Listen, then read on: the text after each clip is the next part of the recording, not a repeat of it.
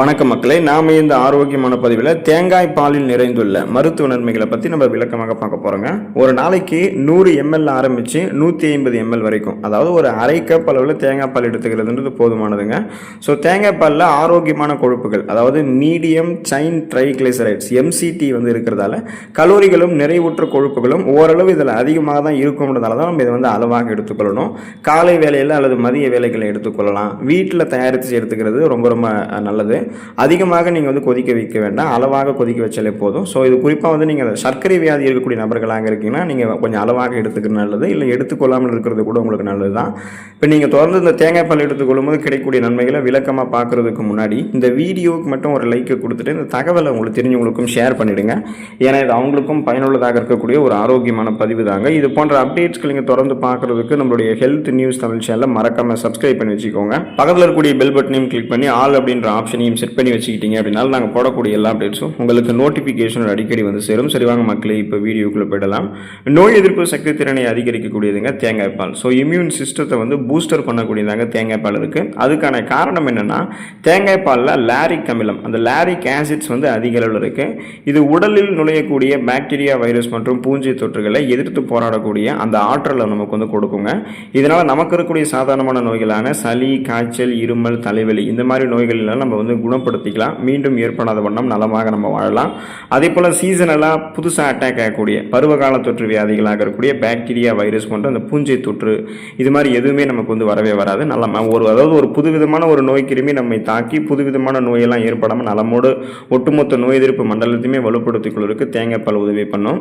இதய ஆரோக்கியத்திற்கு ரொம்ப ரொம்ப நல்லதுங்க தேங்காய் பால். ஹார்ட் ஹெல்த் ப்ராப்பராக நமக்கு ஃபங்க்ஷன் ஆகும். அதுக்கான காரணம் என்னென்னா, தேங்காய் பால் இருக்கக்கூடிய கொழுப்புகள் அது நல்ல கொழுப்புகள் தான், நம்மளுடைய உடலுக்கு தீங்கு விளைவிக்கக்கூடிய கெட்ட கொழுப்புகள் கிடையாது. ஸோ அந்த தேங்காய் பால் இருக்கக்கூடிய கொழுப்புகள் பெரும்பாலும் நடுத்தர சங்கிலி கொழுப்பு அமிலங்கள்னு சொல்லுவாங்க, அதாவது MCTஸ்ன்னு சொல்லுவாங்க.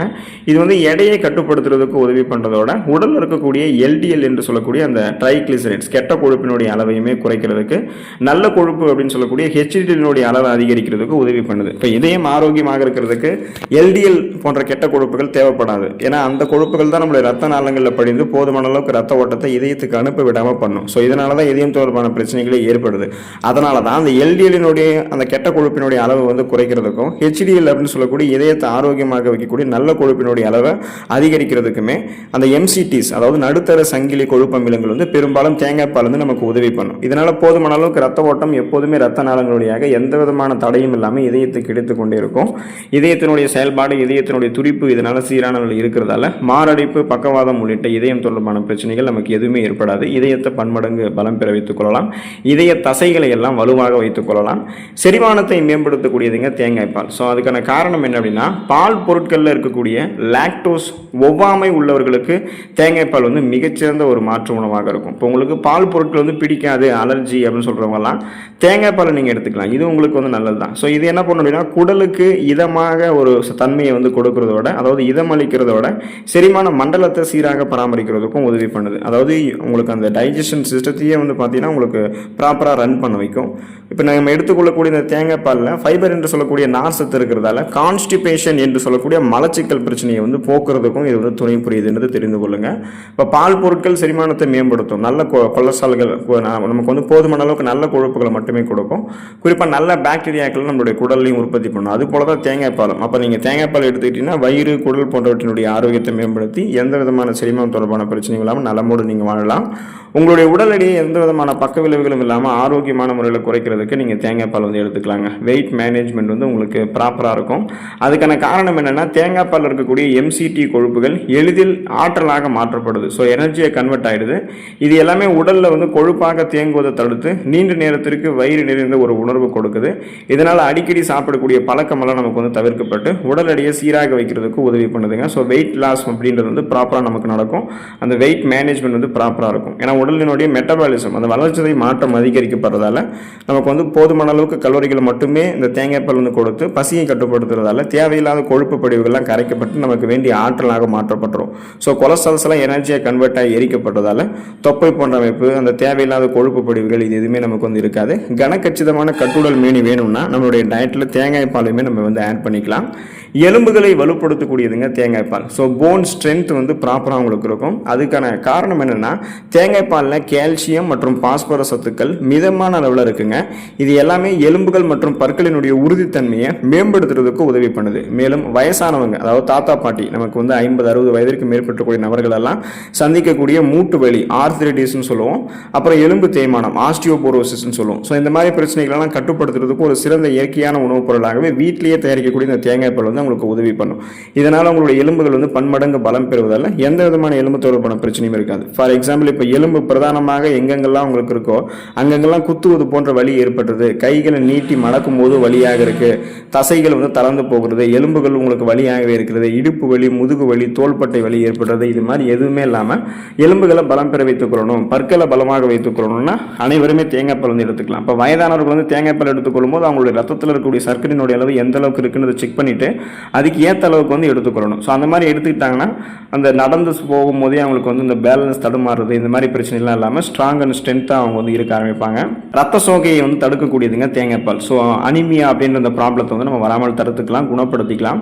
அதுக்கான காரணம் என்னென்னா, தேங்காய் பாலில் வந்து உடலுக்கு தேவையான இரும்பு சத்து, அயன் வந்து இயற்கையான அளவிலேயே அடங்கியிருக்கு. ஸோ இதனால் பார்த்தீங்கன்னா ரத்தத்தில் ஹீமோகுளோபினுடைய அளவு குறைவாக இருக்கிறவங்க அல்லது ரத்த சோகை பிரச்சனைகள் அவதிப்படுபவர்கள்லாம் தேங்காய் பாலில் மிதமான அளவில் உங்களுடைய உணவுகளை சேர்த்துக்கொள்ளும் போதே அவங்களுக்கு நல்லது தான். இது வந்து உடலில் ரத்த சிகப்பு அணுக்கள் குறைஞ்சி போயிருக்குங்க இல்லையா, அதை வந்து இரும்பு சத்து கிடைச்ச உடனே அதிகப்படுத்தும். ஸோ ரத்த சிகப்பு அணுக்கள் அதிகப்படுத்தப்படும் பொழுது அதில் இருக்கக்கூடிய ரத்த புரதமான ஹீமோகுளோபினுடைய எண்ணிக்கையும் அதிகரிக்கப்படும். ஸோ இதனால் ஹீமோகுளோபின் நம்மளுடைய உடல் உறுப்புகள் இருக்கக்கூடிய அனைத்து பாங்களுக்கும் ஆக்சிஜனை வந்து சப்ளை பண்ணும். ஆக்சிஜன் சப்ளை வந்து ப்ராப்பராக நமக்கு இருக்கிறதால மயக்கம், தலைவலி, குமட்டல், வாந்தி, உடல் சோர்வு, உடல் பலவீனம், உடல் கடுமையாக வலிக்கிறது, கவனமின்மை ஏற்படுறது, இந்த மாதிரியான எந்த அறிகுறிகளுமே நமக்கு வந்து இருக்காது.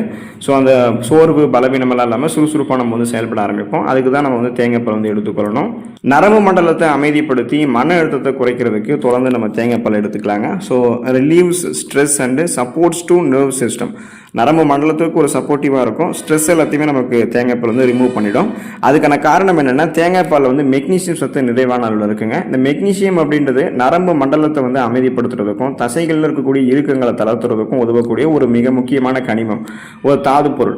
ஸோ இது வந்து ஸ்ட்ரெஸ் டென்ஷன்லேருந்து நம்மளை வந்து ரிலீவ் பண்ண வைக்கும். அதனால் நம்மளுடைய நரம்புகள் இருக்கக்கூடிய இறுக்கங்களை தளர்த்தி போதுமான அளவுக்கு ரத்த ஓட்டத்தை பாய்ச்சி நல்ல தூக்கம் வருவதற்கு வழிவகுக்கும். மூளையினுடைய நரம்பு செயல்பாடுகளை சீராக பராமரிக்கிறதுக்கு உதவி பண்ணுறதால எதையும் நாம் எளிதில் அணுகக்கூடிய திறன், எதையும் நாம் எளிதில் கற்றுக்கொள்ளக்கூடிய திறன், ஒருமுகப்படுத்தக்கூடிய தன்மை, கூர்மையான புத்தி போன்றவற்றை பெற்று ஒரு ஃபாஸ்ட் நிலையாக நம்ம சிந்தித்து செயல்பட ஆரம்பிப்போம். நமக்கு வந்து அந்த குறிப்பாக மூளை தொடர்பான பிரச்சனைகளான பார்க்கின்சன், அல்சைமர், டிமென்ஷியா போன்ற அந்த ஞாபக மறதி நோய்கள் இதெல்லாம் வரதை முன்னாடியே தடுக்கிறதுக்கு பெரும் வந்து தேங்காய் பால் வந்து இருக்குங்க. தேங்காய் பால் நீங்கள் சாப்பிடும்போது உங்களுடைய வேலைகளை எந்த விதமான ஒரு தடையும் இல்லாமல் சுறுசுறுப்பாக செஞ்சுக்கலாம். நரம்பு மண்டலம் அதுக்கு எப்போதுமே துணையாக இருக்கும்.